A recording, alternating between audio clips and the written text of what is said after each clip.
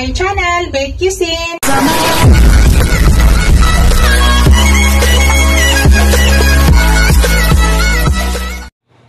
Hello guys! Today's video guys, i-share ko lang sa inyo, magluto ako ng sweet and sour na fish. Yan pong fish ang aking gamitin guys, yung tilapia. Minarinate ko yan ng 30 minutes guys, gamit yung asin at saka ground black pepper. At ginuhitan ko po yan guys, magkabilaan, para mag-absorb sa ilalim agad ang ating nilagay na asin at saka ground black pepper. Ito po yung mga ilalagay ko guys na ingredients. Yan, gagamit po ako ng carrots, bell pepper na green, bell pepper na pula.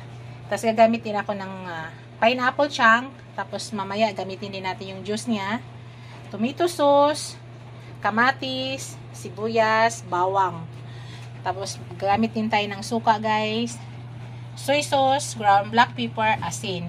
Tapos mamaya guys, gagamit tayo ng mantika at saka maglagay din tayo ng konting sugar. Tara guys, umpisahan na po natin ang pagluto. Start na tayo guys. Yan, nagpainit ako ng pan. Tapos ang ilagay ko guys, yung used oil. Used oil sa pork ko, mayroon pang natira. Ang dami nito guys eh.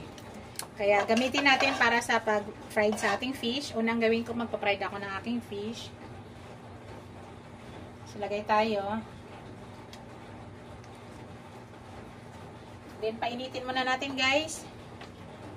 Bago natin nilagay ang ating isda.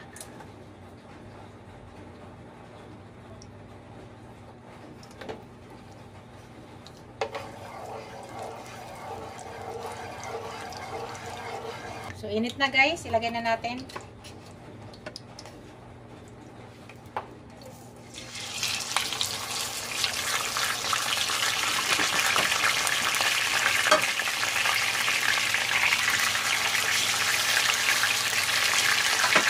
Takpan ko guys para hindi tumalsik. Tapos, after 3 minutes guys, iotay natin yan. Sa ngayon, ipopost ko muna yung aking video para hindi tayo masyadong humaba. Hello guys, i-check natin guys ha.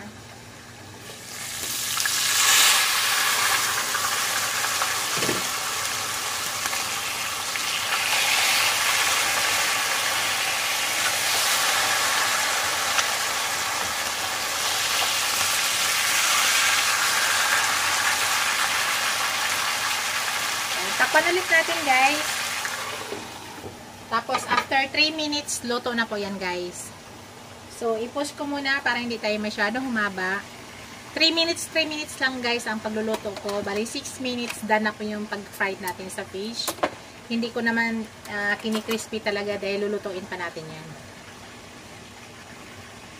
Push ko muna guys. Hello guys. Naka 3 minutes na tayo guys. So, tanggalin na natin guys. Ayan, okay na to guys. Tapos, palitan muna natin ng mantika. I-remove na natin to.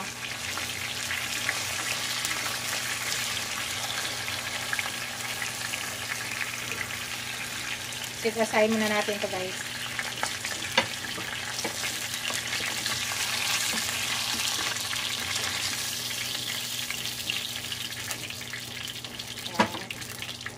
Tapos, palitan ko muna ng mantika guys. Pakita ko sa inyo. Wash ko muna. I-remove ko na yung mantika guys. Punasan na lang natin. Para makuha yung pinaka ng mantika niya.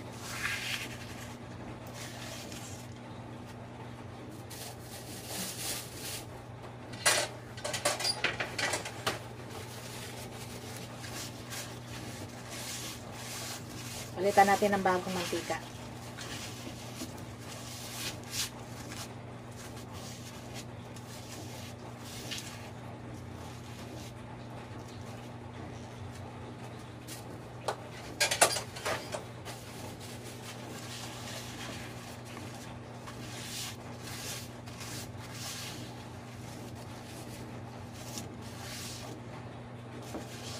Maglagay na tayo ng mantika na bago, guys.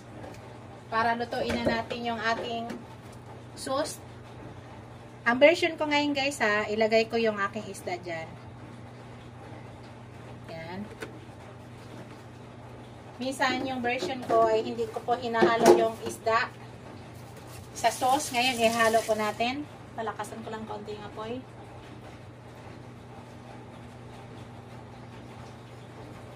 Yan, unang gawin ko guys, ilagay ko na yung aking sibuyas.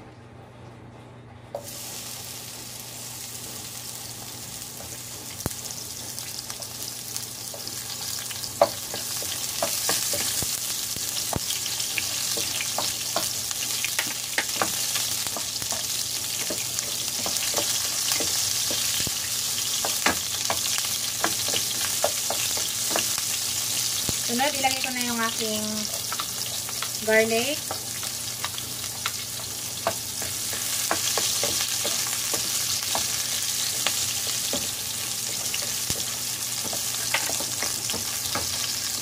Malakas masyadong apoy, kailangan natin kaunti. Sunod, ilagay ko na yung aking tomato. Tinanggalan ko pala ng buto yan guys ang aking tomato. Wala nang buto yan, tinanggalan natin.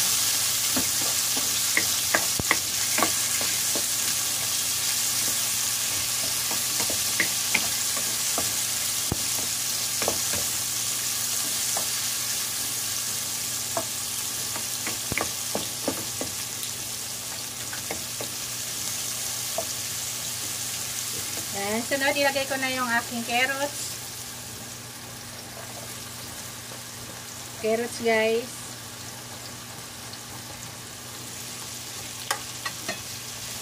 Sarapin natin yung tilapia guys.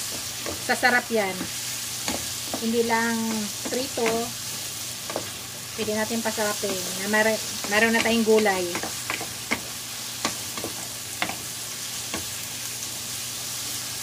So, igisa lang muna natin ating carrots.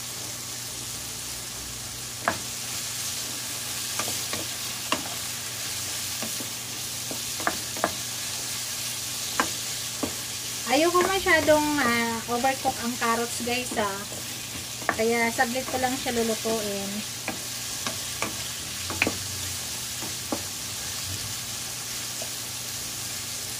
Yan. Dito guys, maglagay na ako ng tubig.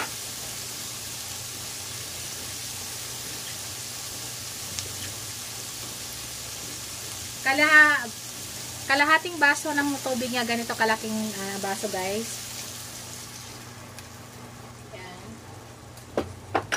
Tapos yung juice natin sa pineapple, ilagay natin.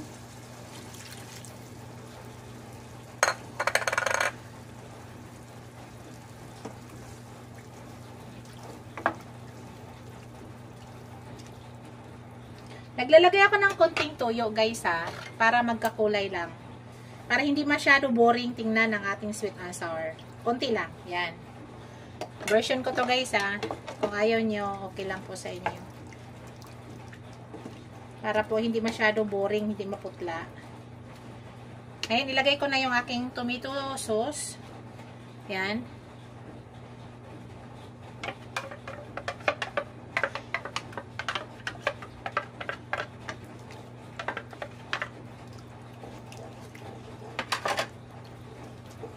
Adjust natin apoy, medyo palakasan natin. Mag-add tayo ng konting vinegar kasi yung ating pineapple ay maano na yon, maasim. So, mag-add tayo ng konting vinegar. Konti na lang dahil sweet and sour po yung ating recipe. Kailangan may sweet, may sour. So, yan. Maglalagay ako ng, maglalagay na ako ng suka, vinegar para maluto siya. Ito kasi ang nagpapalapot guys So, hayaan lang natin kumulo yan. Pakuluin lang muna natin na pakuluin guys para lumabas yung chemical ng ating nilagay yung suka. So, mamaya na natin i-mix. Napakasaglit lang ilutuin guys ng ating sauce para sa sweet and sour. Yung version ko ngayon, halo ko po yung fish. Diba, nakaraan yung version ko ay hindi ko po hinahalo yung fish. Ngayon gusto ko ihalo.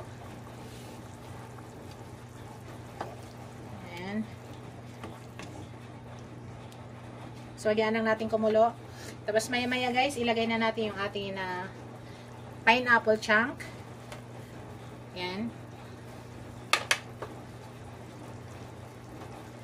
Ang nilagay ko pala guys na bell pepper is para maganda siya tingnan. Kulay pula at saka kulay green. So, naghanap ako ng kulay dila. Wala akong makita. Kaya, so pula na lang at saka green. So, hayaan lang natin siya kumulo guys. Ito po, palaputin natin konti para sinasabi ko sa inyo guys, hindi po ako naglalagay ng cornstarch o di kaya harina. Palaputin natin ng walang harina at saka cornstarch. Bago pala lahat guys, i-shoutout ko yung aking mga channel members, ang aking mga subscribers, viewers, silent viewers, at saka yung mga super chatters ko. Maraming salamat guys sa walang sawang suporta sa aking channel. Maraming salamat guys. At saka pakiusap guys, don't skip ads guys. Kasi yan po yung nagpapasahod sa mga monetized channel. Kasi pag ako po nanood ng mga video sa mga kapwa vlogger ko na monetize na, hindi po ako nag-skip ng ads. Kasi yan po yung tulong ko sa kanila. Dahil dyan po tayo kumikita. Thank you guys. Yun. Ilagay ko na maya-maya yung aking pineapple chunk. So, palabasin muna natin, pasingawin muna natin yung chemical ng suka na amoy ko pa.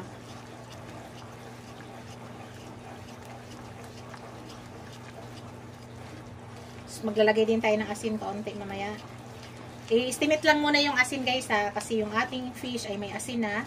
So, mas maganda nga tumabang tayo kasi pwede tayo mag-add kaysa umalat. Mahirap po mag-adjust pag maalat na.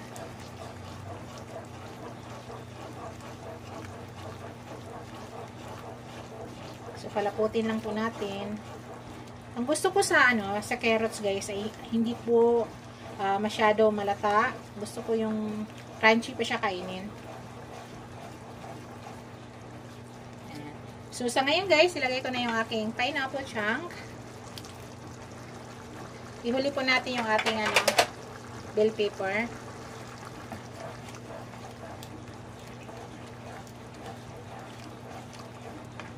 Ayan. Maglagay po ako ng asin guys. Estimate lang po yung asin ha. Mag-add na lang po tayo pag kulang. Kasi mahirap pag sumobra.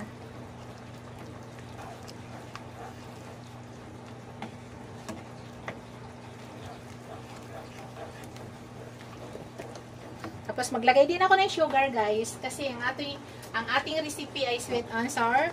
So, kailangan po may sweet din siya. Para kontrahin yung nilagay nating suka at saka yung pineapple juice. So, dalawang scoop na maliit na scoop guys. Dalawang scoop na sugar. Maliit lang po yan.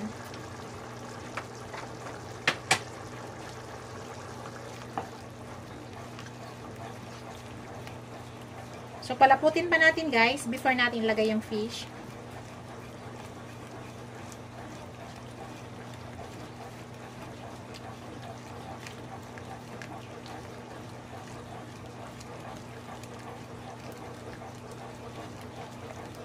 Tapos ngayon, maglagay na ako ng ground black pepper.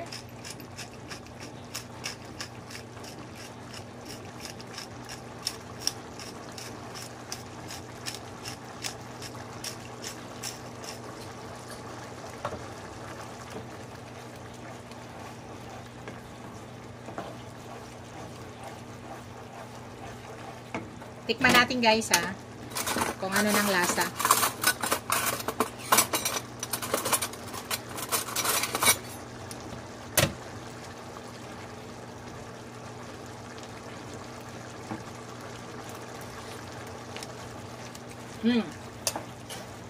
Maglagay na tayo ng konting asin. Pero konti lang guys ha. Kasi titimplahan ko siya ulit ngayon mamaya pag andyan na yung fish. Kasi sabi ko ngayong fish natin ay minarinate natin sa asin at saka ground black pepper. So, dapat hindi ko ito umalat dito.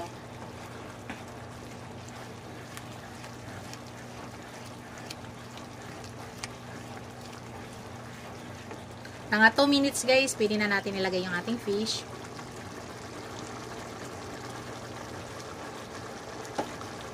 Naglagay ako pang palasa guys ha. Isang scoop na pang palasa. Maliit na scoop.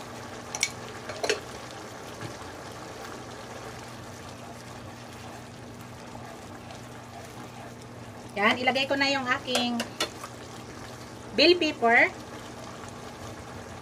Malapit na tayo guys. Yan. So, adjust ko yung apoy. Pahinaan ko lang.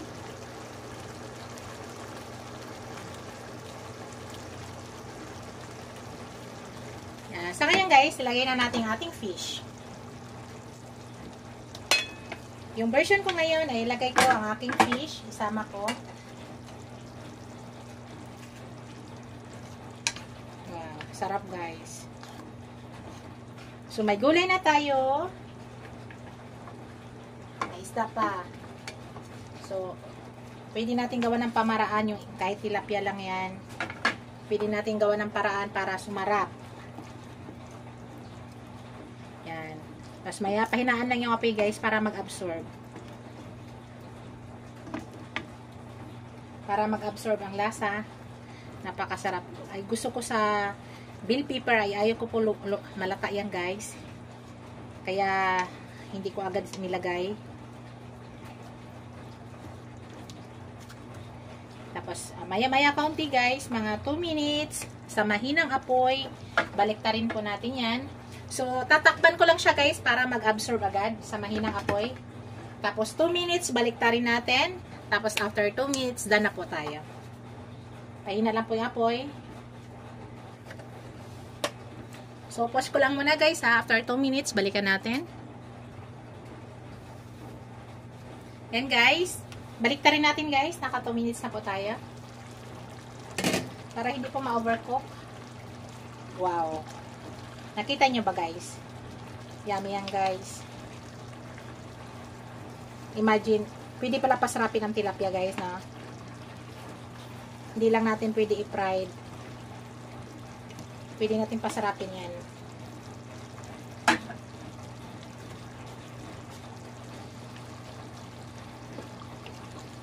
Na pwede pala i-sweet and sour ang tilapia. Yes, pwede. Kahit anong isda guys, pwede natin i-sweet and sour. Diba? So, ang importante lang guys, bago nyo ilagay yung isda, kailangan, hindi na po nangangamoy ng chemical yung ating sauce. Kasi naglagay tayo ng suka, dapat wala na tayong na-smell na chemical dun sa suka para masarap. So, ngayon, open na lang siya, guys. Pinapa-absorb ko lang. Napakasarap.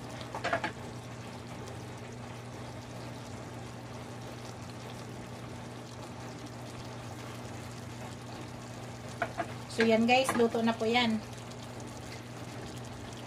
Ito na po yung aking finished product guys. Ito na yung aking sweet and sour na fish. Yan, patayin na po natin. Yan na yung finished product ko. Oh, sarap na guys. Nakita nyo po. Yan. Makulay guys, makulay. Napakasarap. Thank you for watching guys. Don't forget to like, comment, share, and subscribe to my channel. See you in my next video guys. God bless us all. Bye! Ingat po lahat guys! Ingat po! Thank you! Bye!